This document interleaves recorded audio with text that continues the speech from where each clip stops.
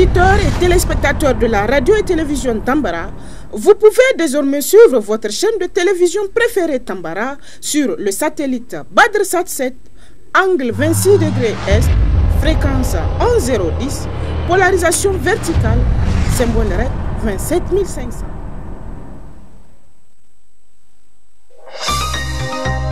Suivez le journal avec STM Transport Voyageurs, une nouvelle façon de voyager.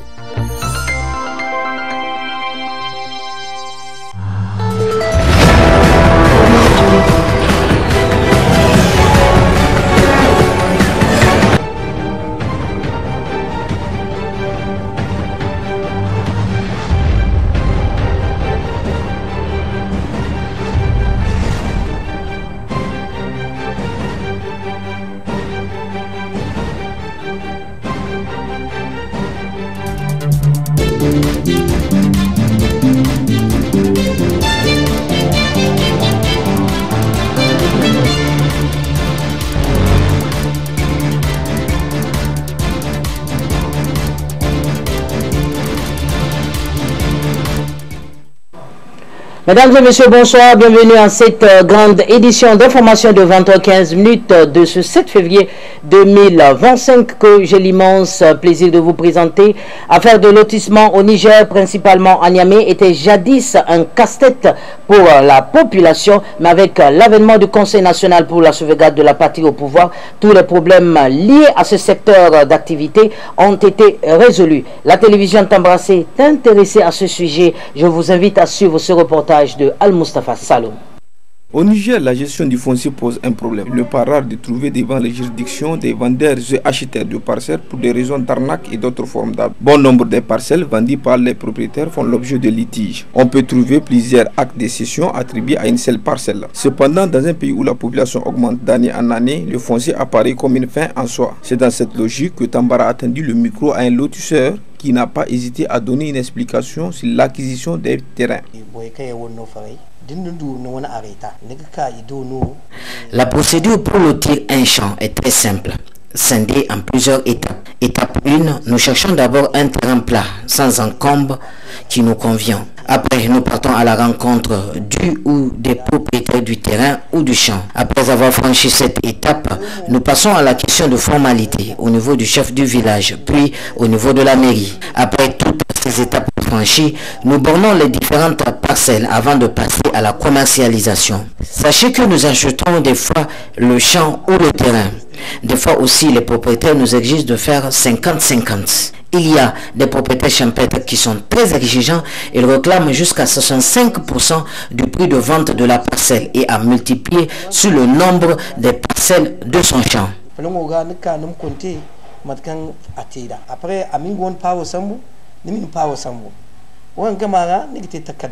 Ensuite, il précise les modalités de paiement au niveau de leur cité.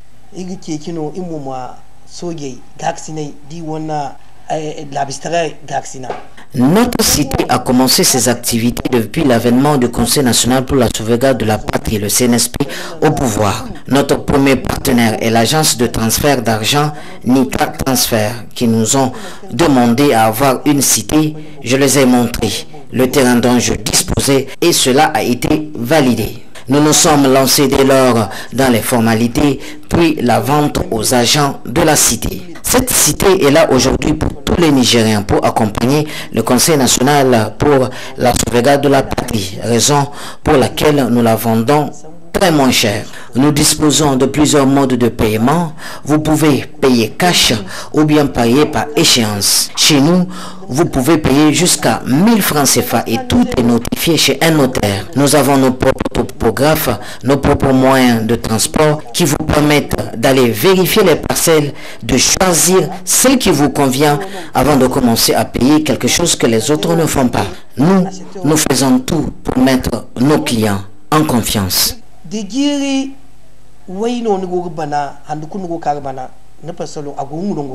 Par ailleurs, malgré les problèmes que rencontrent les acheteurs des parcelles, certaines cités n'ont pas de problème, et que leurs actes sont vérifiables et fiables.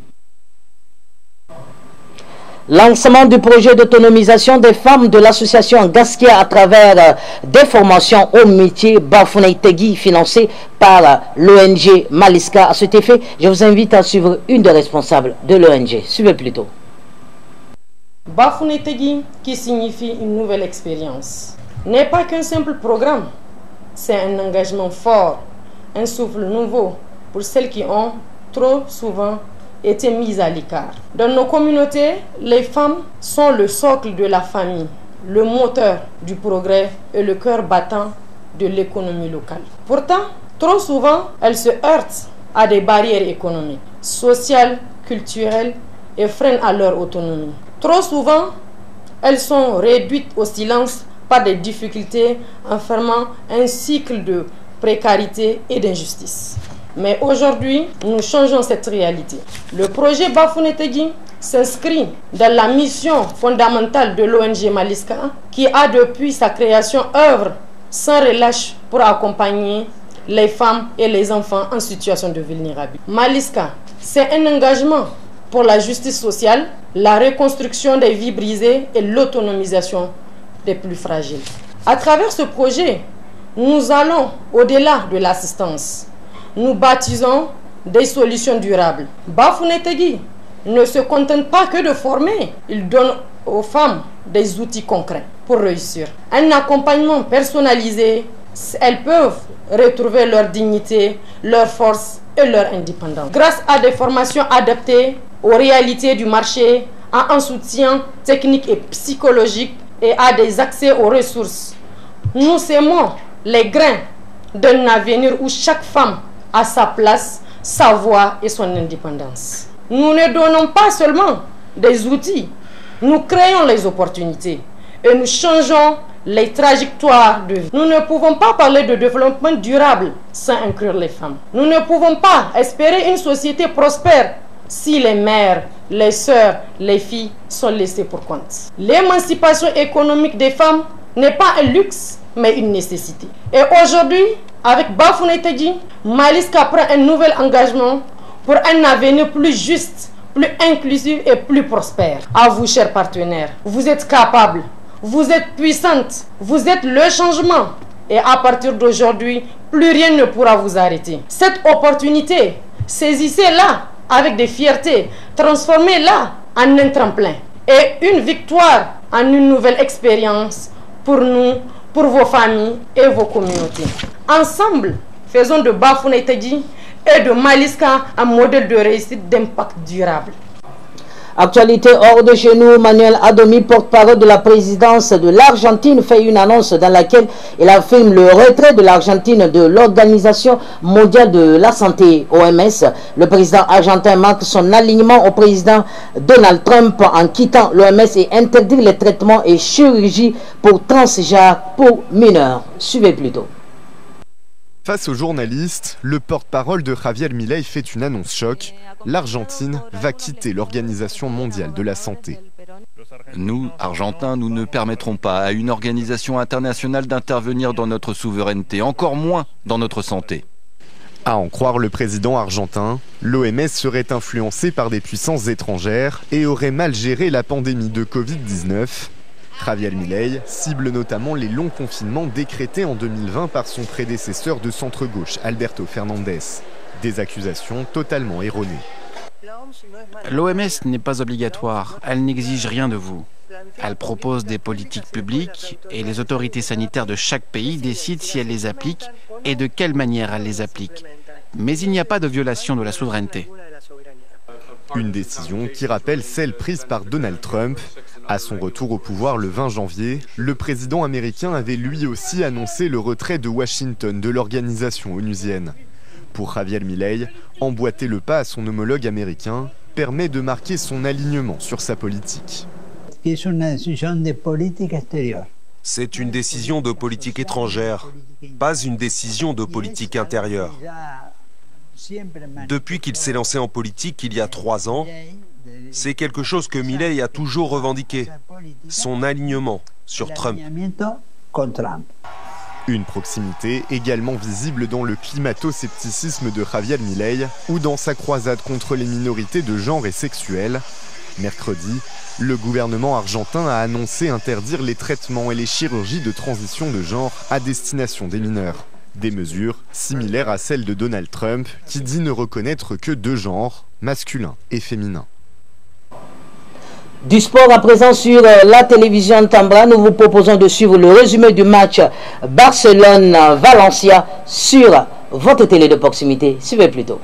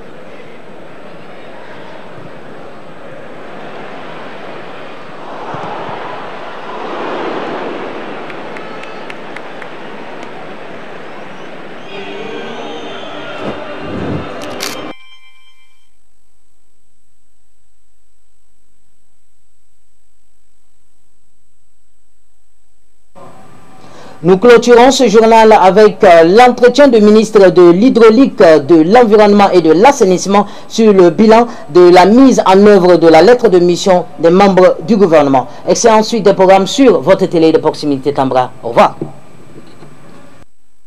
J'ai élaboré des lettres de mission pour les membres du gouvernement. Chaque département ministériel va rendre compte, le moment venu, de l'exécution des missions à lui confiées et les conséquences en seront tirées. Cela en toute responsabilité. Il s'agit de notre devoir sacré de redevabilité envers le peuple nigérien. En tout état de cause, à un moment ou à un autre, chacun rendra compte de ses actes devant le peuple, devant l'histoire et devant le Créateur. C'est aussi vrai pour les gouvernants que pour les agents publics, les pères de famille et chaque citoyen. Fin de citation. Général de brigade Abdraman Chani, président du Conseil national pour la sauvegarde de la patrie CNSP, chef de l'État. Message à la nation à l'occasion du 66e anniversaire de la proclamation de la République, 18 décembre 2024.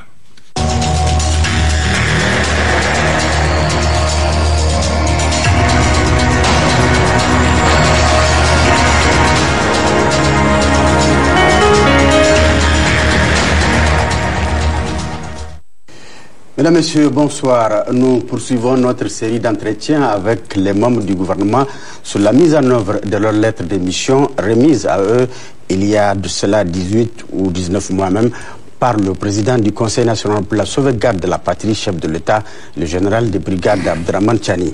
C'est dans ce cadre que nous recevons aujourd'hui sur ce plateau le ministre de l'Hydraulique, de l'Assainissement, de l'Environnement, le colonel Maïzama Abdoulaye. Monsieur le ministre, bonsoir. Bonsoir. Et merci d'avoir accepté notre invitation. Merci. Commençons tout de suite par cette question. Monsieur le ministre, quels sont les problèmes majeurs d'environnement auxquels notre pays et notre espace AES sont confrontés et quelle approche et mesures pour y faire face à court et à long terme? Merci, monsieur Elhadji Ousmane, et merci, monsieur Abdoulaye Tchomogo. Les problèmes majeurs environnementaux auxquels est confronté le Niger et par extension les pays de la Confédération de l'AES, puisque nous vivons pratiquement le même espace et approximativement, nous avons les mêmes réalités socio-climatiques, sont entre autres la dégradation des terres, la régression des superficies forestières, les pertes de la biodiversité, les pollutions et nuisances de tout genre, et entre autres les changements et variabilités climatiques avec toutes leurs contingences, des tempêtes de vent de sable, des inondations et quelques moments de canicule de température. Relativement aux approches, c'est l'adoption des mesures d'adaptation, mais d'atténuation, comme ça a été prévu sur nos différentes contributions déterminées nationales, donc prévues dans le cadre de la réponse par rapport au changement climatique. C'est aussi l'adoption d'une approche intégrée et c'est la mise à l'échelle de toutes les techniques et technologies. Donc l'institutionnalisation, par exemple aussi au Niger, d'une journée spécifique de l'arbre, la communication et la sensibilisation telle que nous sommes en train de le faire, il faut le mettre à votre actif. Donc la priorité aussi donnée aux projets environnementaux de grande envergure, plus structurants, puisque quand vous prenez les difficultés ou la problématique de la dégradation de l'environnement est au-delà pratiquement de nos frontières, quelque part elle est même transfrontalière. Et c'est le développement et la restauration des bases productives donc, qui constituent les terres telles qu'est définies effectivement par le premier point de notre lettre d'émission. Monsieur le ministre, dans la même lancée, quelles sont les initiatives prises ou envisagées dans le cadre de l'AES, voire d'autres encore, pour protéger notre environnement, sachant que la problématique environnementale dépasse largement la seule sphère étatique? Depuis la salutaire initiative de nos chefs d'État pour créer l'Alliance des États du Sahel, nous sommes rentrés en contact permanent avec nos collègues du Burkina Faso et du Mali. Nous nous sommes toujours concertés, que ce soit en présence physique ou en virtuel, au moment de ces rencontres-là, en tout cas, et nous essayerons de regarder pratiquement dans les mêmes horizons. À citer, par exemple, la tenue de la séance de travail en marge du Forum Climat, Paix et Sécurité dans le Sahel à Bamako, donc au mois de novembre. Et la tenue aussi des séances de travail en marge de la célébration de la première édition de la Journée nationale de l'arbre ici au Niger, où nous avons invité tous nos collègues ministres du Burkina Faso et du Mali, accompagnés de leurs directeurs généraux des eaux et forêts et de la Grande Muraille verte. Et avec une représentation des jeunes qui sont venus séjourner et qui ont campé et avec les jeunes Nigériens, donc pour déjà donner un déclencheur en matière non seulement de communication, mais d'initiation de la jeunesse à donner les réponses à ces grands défis. C'est aussi la concertation permanente pour parler d'une seule voix, comme je l'ai déjà évoqué, à l'occasion des événements internationaux, comme les conférences post-Rio, la conférence des partis sur les changements climatiques, sur la diversité biologique et la conférence sur la désertification. Il faut préciser aussi l'adoption du principe donc de donner la priorité, si cela est possible, au développement des projets régionaux AES. C'est-à-dire, par le passé, nous pouvons monter un projet, juste par exemple, qui concerne le Niger. Maintenant, depuis un certain moment, toutes les idées du projet que nous sommes en train de développer, dans leur majorité, nous les faisons et afin que ça puisse être un projet beaucoup plus structurant, répondant au niveau de l'espace AES.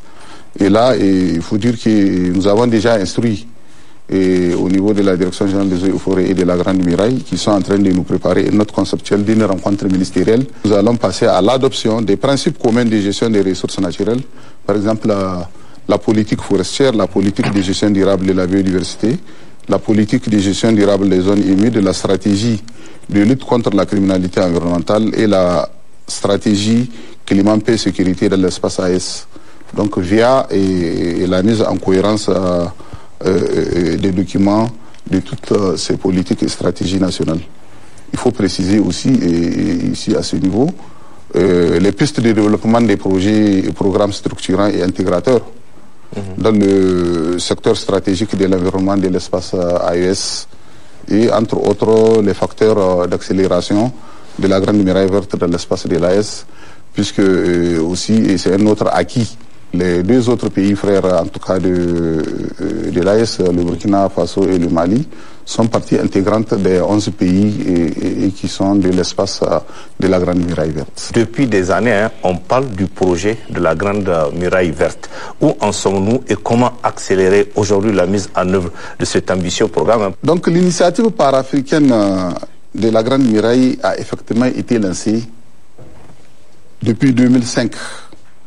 Donc avec comme vision de rétablir la viabilité des écosystèmes et des systèmes productifs dans les zones rurales organisées en pôles ruraux de production et de développement intégré. Sur une bande qui traverse le continent africain de Dakar à Djibouti sur 8000 km. Donc cette période a été caractérisée par la mise en place des agences nationales, effectivement de la Grande Muraille verte, comme le cas en tout cas de nos trois pays, et le développement des stratégies et approches diverses. Son Excellence le Président du Conseil national pour la sauvegarde de la patrie a fait de ce point un des points de notre lettre d'émission pour accélérer la mise en œuvre de la Grande Muraille. À ce niveau, permettez-moi de rappeler que la nouvelle reformulation de la Grande Muraille ne s'agit pas seulement de venir ériger une bande de plantation. Vous savez que le premier tracé qui voulait de cette bande-là ne prenait pas en compte une grande partie de notre pays, l'idée de 2005. Mais les nouvelles stratégies issues de ce programme intégré qui prend en compte plusieurs aspects des questions environnementales, mais des aspects socio-économiques en vue de lutter contre non seulement la pauvreté et l'amélioration de la résilience des communautés.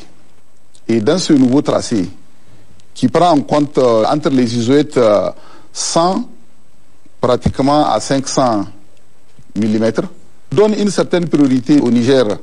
Sur nos 266 communes, aujourd'hui, 228 communes sont prises en compte. Alors que par l'autre tracé, nous n'avons pas plus d'une vingtaine de communes qui sont pratiquement sur la bande sud.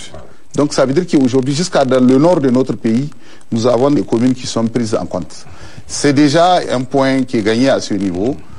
Donc, pour faire ces interventions, non seulement socio-économiques, mais aussi de restauration de l'environnement. Pour revenir aux actions, en vue d'accélérer la mise en œuvre de la Grande Muraille, les initiatives suivantes ont été entreprises. C'est la redynamisation donc des structures de la gouvernance de la Grande Muraille, notamment la désignation des structures membres du conseil d'administration.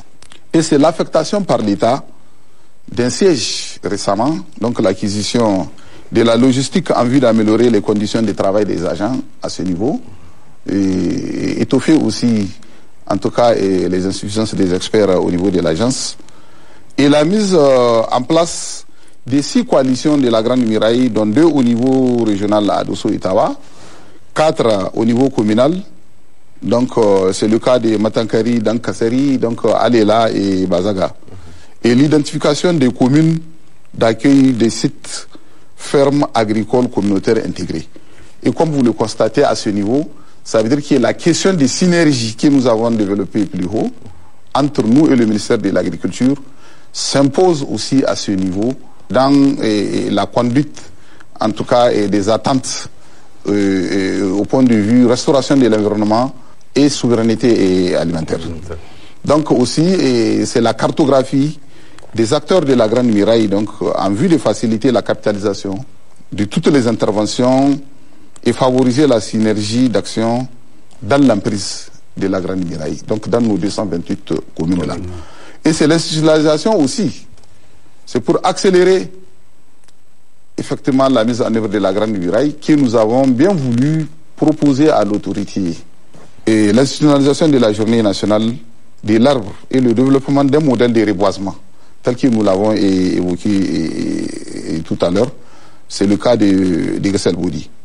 Et nous annonçons d'ailleurs ici, qui est dans le cadre de la mise à l'échelle de ce concept de reboisement, nous allons profiter aussi cette année, lancer le programme, en tout cas du bois, des héros de la résistance à la colonisation.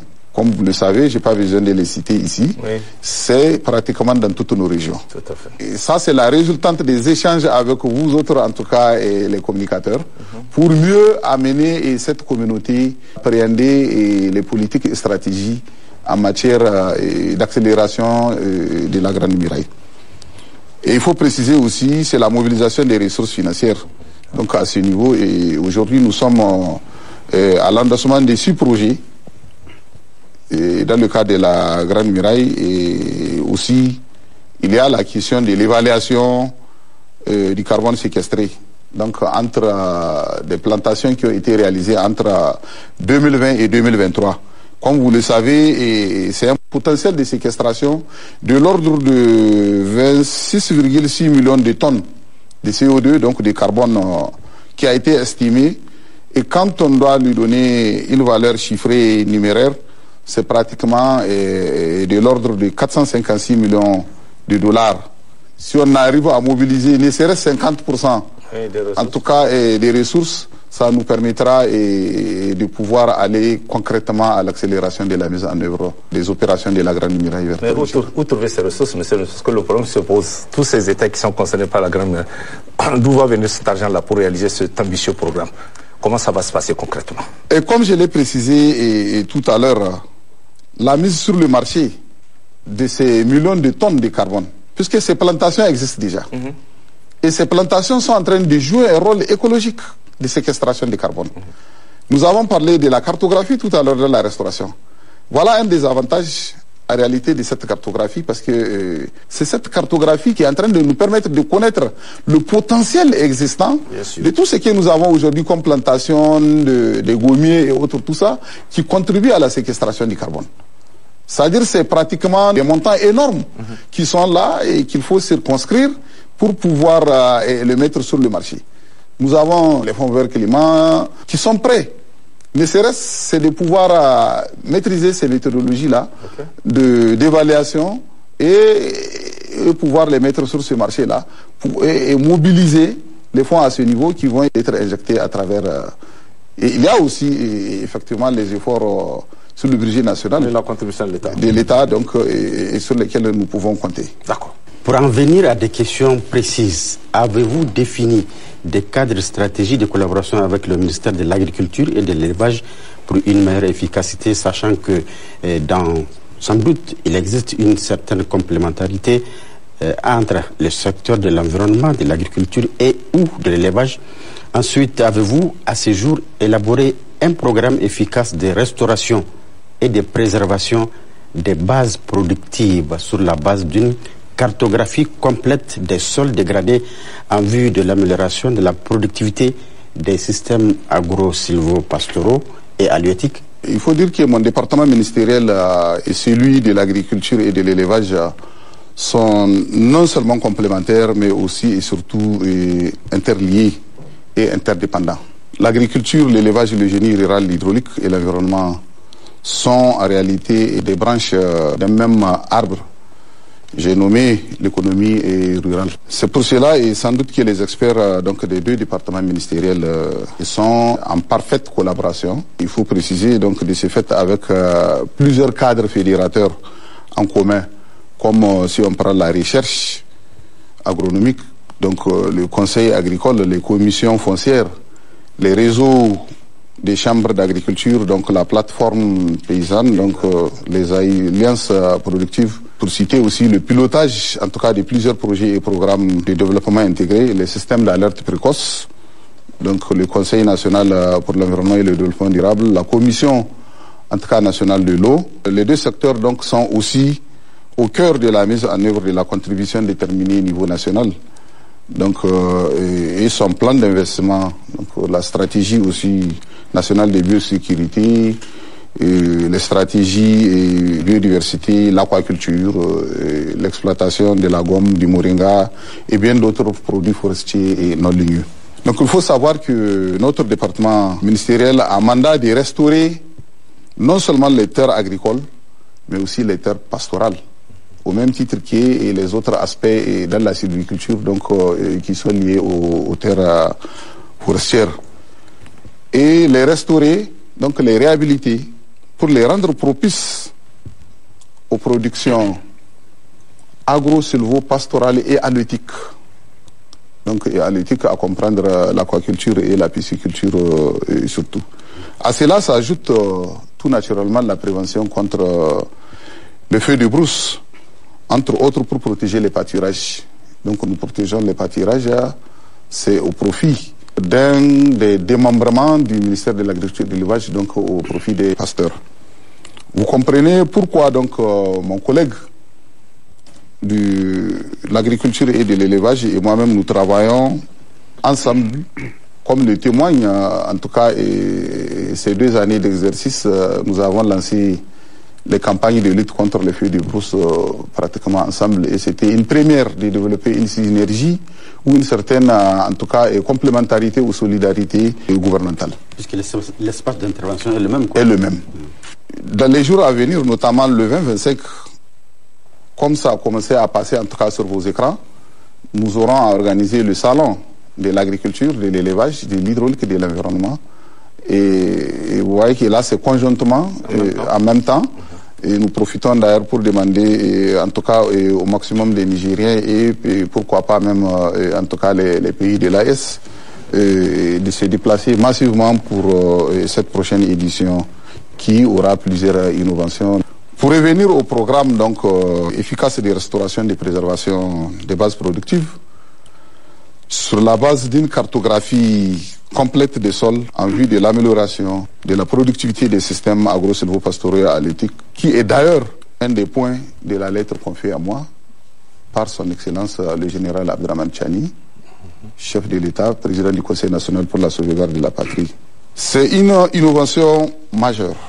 Et pour l'élaboration de ce programme, nous avons d'abord travaillé à donner un contenu à l'ensemble de la lettre d'émission, mais à ce point aussi précis.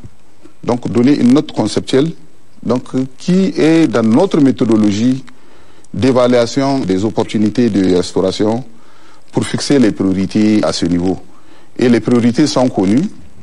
tout ce que nous allons faire de restauration des bases productives, c'est non seulement pour des questions de protection, donc là, en ce qui concerne les espaces forestiers et d'autres plantations, par exemple urbaines et périurbaines, mais aussi c'est de restaurer les bases productives afin d'améliorer les rendements au point de vue et production agricole. Et comme le veut notre élan, d'aller vers la souveraineté alimentaire. L'autre partie des terres aussi, qui seront restaurées, et sont quelque part des enclaves pastorales. Donc là, et pour favoriser non seulement à l'état naturel d'aller vers non seulement la production et la protection du pâturage. Et l'autre manche aussi de la restauration des bases productives, c'est celle de favoriser l'irrigation, qui est un passage incontournable pour la souveraineté alimentaire. Les outils de cartographie, comme méthodologie d'évaluation des opportunités de restauration, en prélude donc à l'élaboration, nous avons testé 26 communes, réparties comme si donc à Agadez 6 communes, Dosso 9 communes et Tillabéri 11 communes. Donc des démarches ont été conduites en rapport avec les différents partenaires pour mobiliser les ressources nécessaires afin de pouvoir parfaire et aller au niveau des autres 266 communes.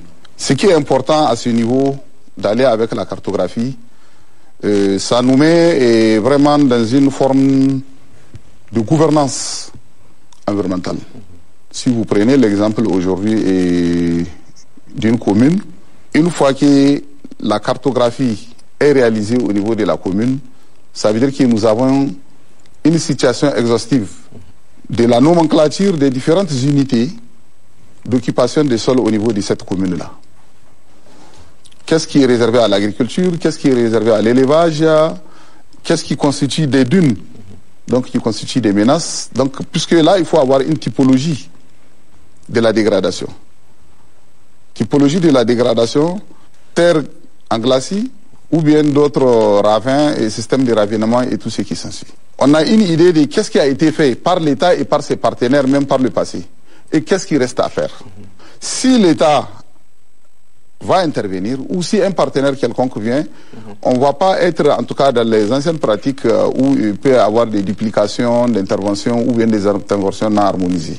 On va faire des interventions plus judicieuses et pour donner beaucoup plus de résultats. Faire de la cartographie sous-entend que donc il faut géoréférencer. Et une fois qu'on va géoréférencer, qu'on va avoir les coordonnées géographiques à ce niveau-là, donc ça nous permettra de suivre non seulement depuis la situation de référence, donc à l'état initial avant intervention, et de suivre la dynamique de comment les changements sont en train d'intervenir pour pouvoir restaurer et peut-être aller jusqu'à la réhabilitation de cet espace. On va arriver au moment de l'évaluation pour voir quels sont les effets et impacts induits à cette intervention. Ce qui peut nous conduire à une évaluation des services écosystémiques pour dire voilà cette intervention qui a mobilisé tel nombre de personnes, tel nombre de jours ou bien tel nombre d'années et par finir, voilà la plus-value que ça a apporté. Nous sommes dans ce processus, nous avons déjà des résultats à travers ces actions qui ont été réalisées. Et, par exemple, pour le traitement des terres dégradées, nous sommes aujourd'hui à 53 323 hectares. Et pour la fixation des dunes, nous sommes à 8 087 hectares à la date du 31 décembre 2024. La lutte contre les plantes envahissantes, 13 942 hectares.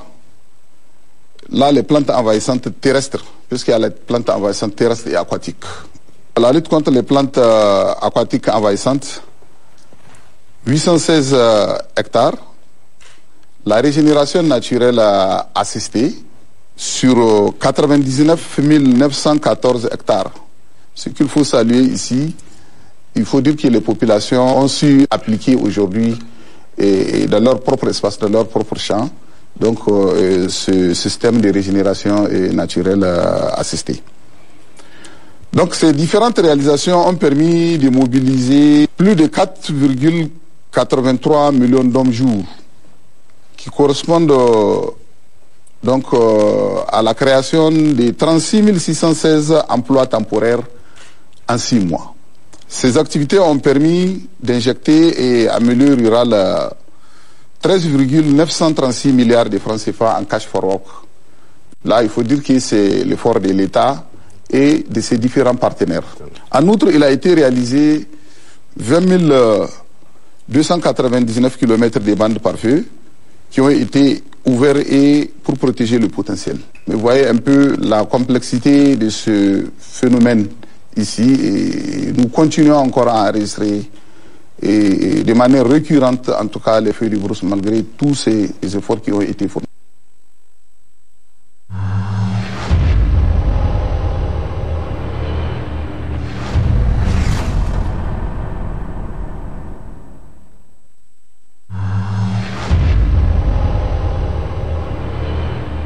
Chers auditeurs et téléspectateurs de la radio et télévision Tambara, vous pouvez désormais suivre votre chaîne de télévision préférée Tambara sur le satellite BadrSat 7, angle 26 degrés Est, fréquence 11010, polarisation verticale, symbole RED 27500.